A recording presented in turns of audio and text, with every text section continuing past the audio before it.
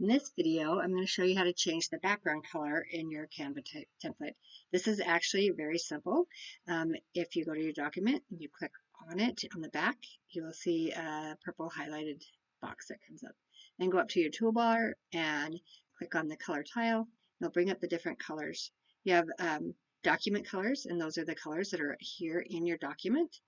If you happen to have your brand colors entered, you will have those options.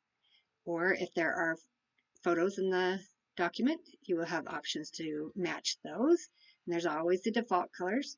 Also up here at the top, you can search a color that you would like, or if you know your hex colors, you can add that.